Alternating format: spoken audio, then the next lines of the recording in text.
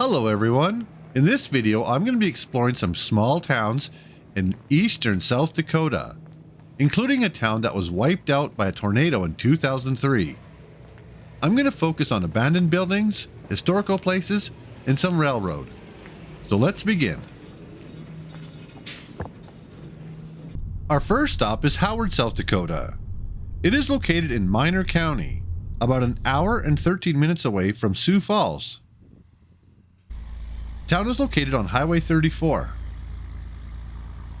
It was incorporated as a city in 1881.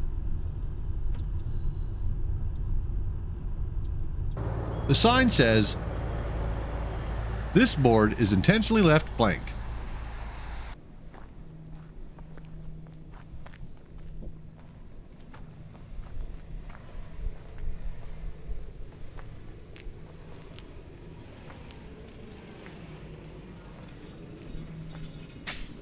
The population of Howard is 848 people.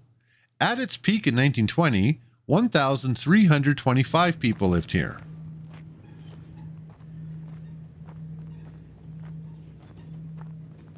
Even though this town has suffered population decline, the community spirit here is still very strong. Like most of the towns in this video, this would be a great town to move to.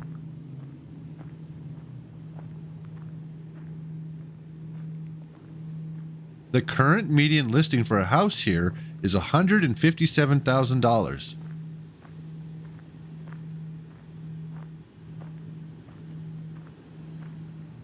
One of the first known photographs of a tornado was taken near here in 1884.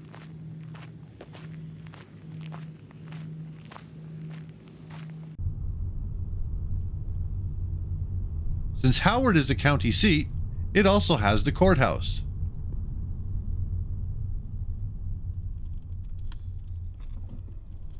Our next stop is Carthage, South Dakota. This city is also located in Minor County and was officially incorporated as a city in 1898. The population of Carthage was 127 people in 2020, down from over 600 in 1920. The town is home to the Straw Bale Built Museum, insulated with over 1,300 straw bales.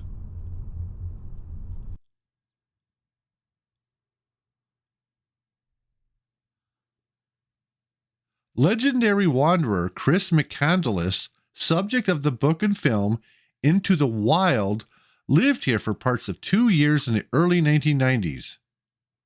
He was working at the local grain elevator before his ill-fated trip to Alaska. Scenes from the 2007 film Into the Wild, directed by Sean Penn, were filmed here in 2006.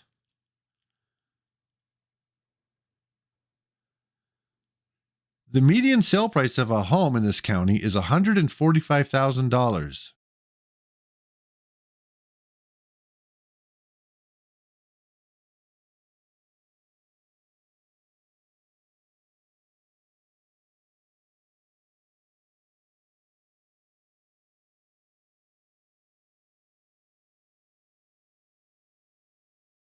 This building is the auditorium, and it's in great shape.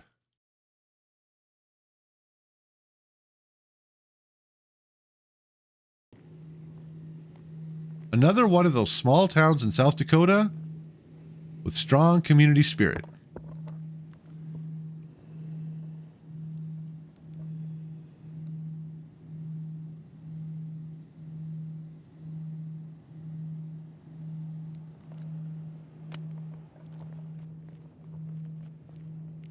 By the way, this channel just hit 100,000 subscribers.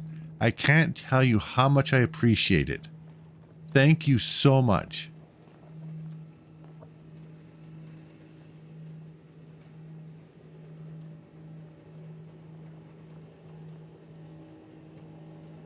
This building was the former school.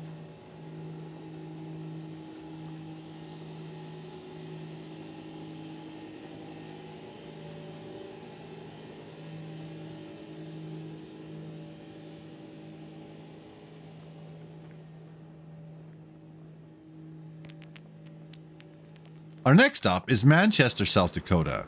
This is the town a tornado wiped out in 2003.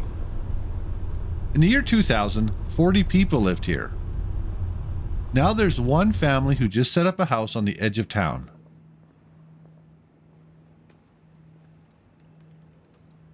The Great Depression hit this town pretty hard. On June 24th, 2003, an F4 rated tornado hit this town. It was part of a larger outbreak.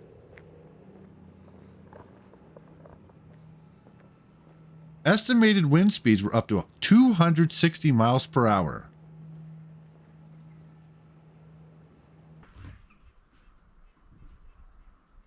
Pretty much every building in town was wiped out.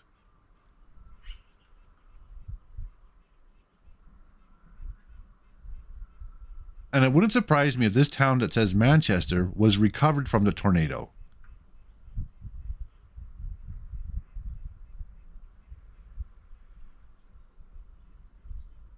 There were 6 residents here at the time, 4 of whom were injured.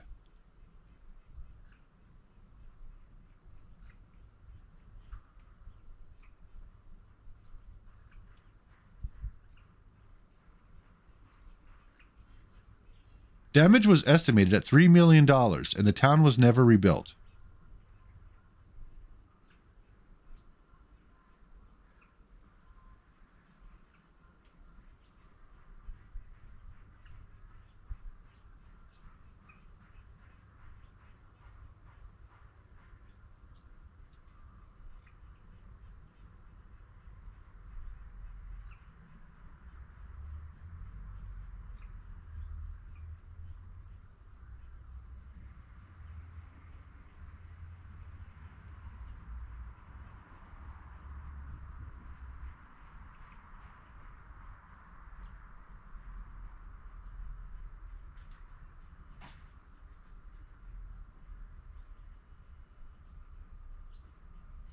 This building that looks like a church is the only building left standing, and it's on the edge of town. Because it's on private property, I'm only going to shoot from the road.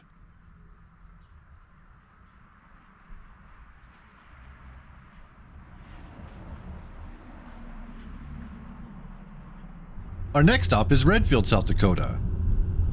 A post office was established here in 1880, and the city was incorporated in 1883. Redfield became the county seat of Spink County in 1886. As of 2025, the population is an estimated 2,077.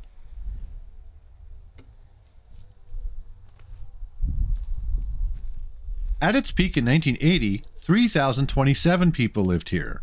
It's lost about a third of its population in the last 45 years. The town is located at the junction of U.S. Highways 281 and 212.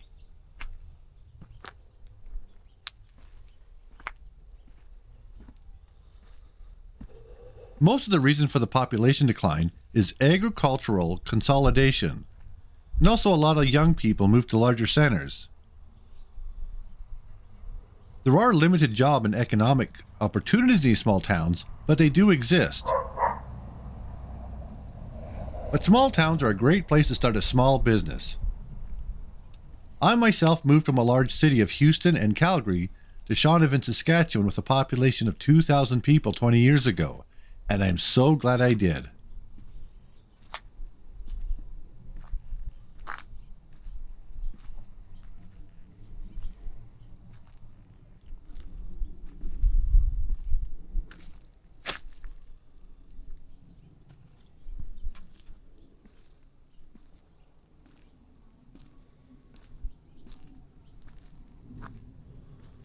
This building was likely the hotel and bar.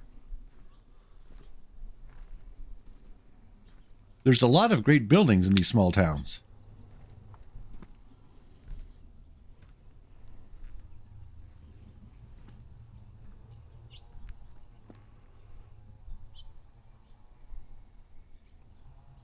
This building is the former theater.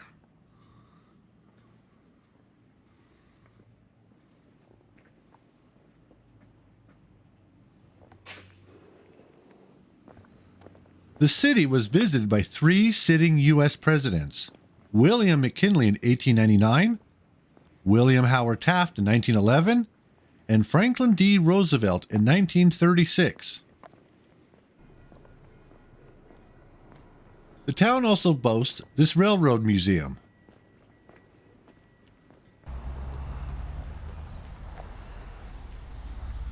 I'll have to come back and check it out one day when it's open.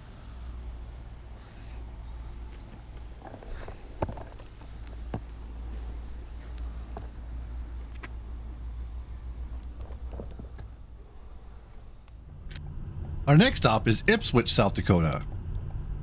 It was founded in 1883.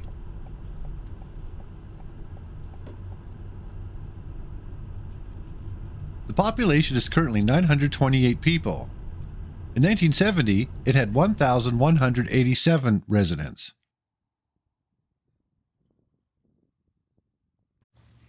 I'm actually visiting all these small towns as I'm on my way home from visiting family in the Dallas area.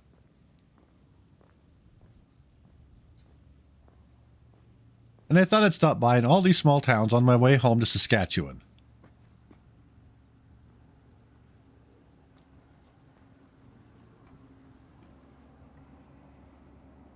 In 1912, a local resident initiated the Yellowstone Trail, a road connecting rural communities from Minneapolis to Yellowstone Park.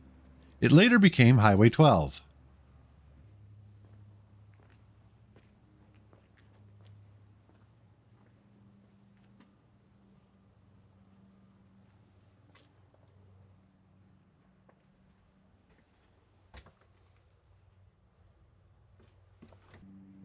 Living in South Dakota does have some extreme temperature variations. In winter, it can get as cold as minus 45, and in summer, 117 Fahrenheit. The median home sale price here was $110,000 as of April 2025. That's a pretty reasonable price.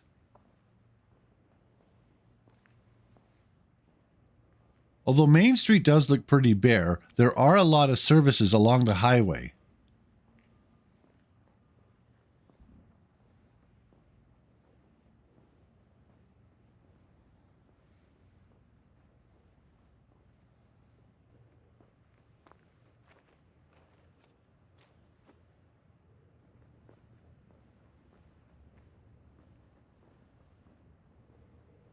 I love the former banks. These are great looking buildings.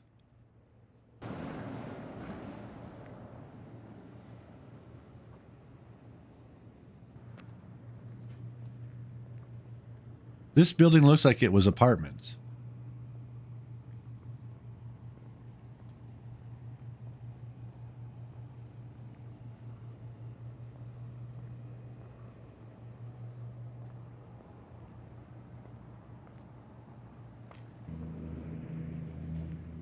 The town does have a museum.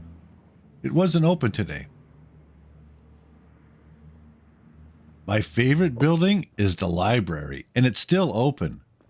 This building is gorgeous.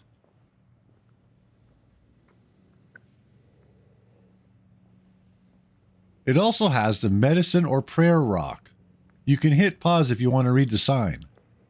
The Medicine Rock is a large sacred stone with petroglyphs that was moved to the town after its original site was submerged by a reservoir.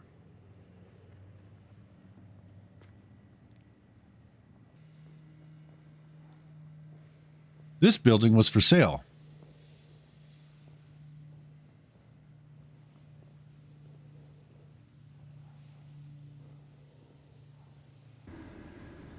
The town is also county seat, so it has the courthouse.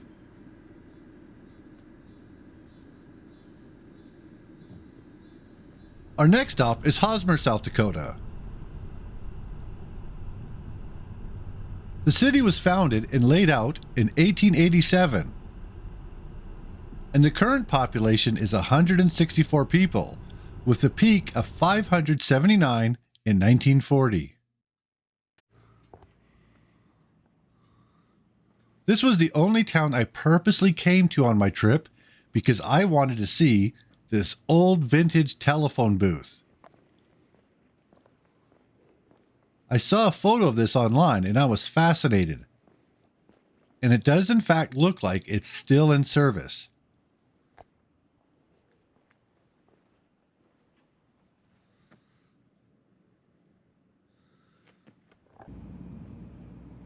For a town that's lost this much population, I'm surprised to see how many buildings on Main Street are actually still in use.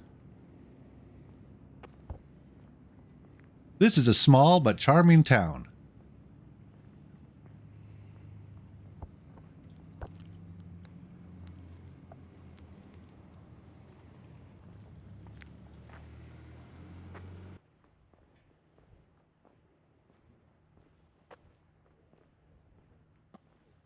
I believe it was the Milwaukee Road that used to service this town, but the train service has been discontinued and the tracks have been removed.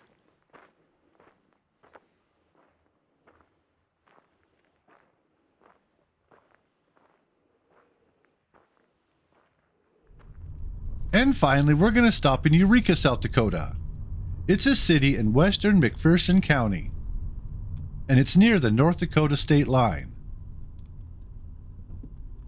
The town was founded in 1887, and the first train arrived the same year.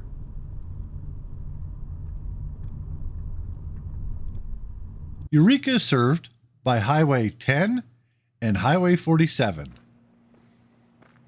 The current population is 759 people, and the peak population was 1,576 recorded in 1950. So this town has lost half its population in the last 75 years.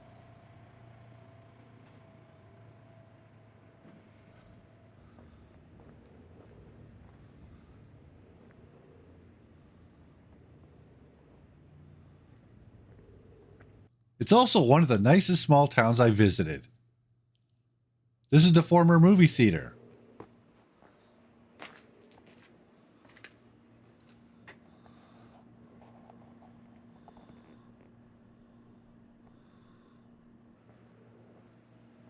I'm sure a lot of people watch films like Xanadu and Star Wars here.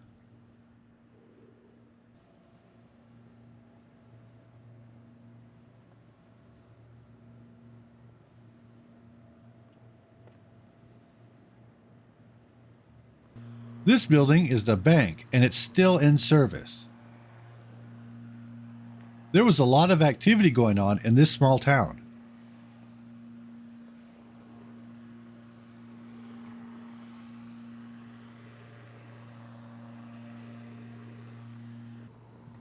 House prices range from $120,000 to $209,000, but there was some listings around $100,000. That's pretty good value considering the quality of this town. If, of course, you could put up with the cold winters.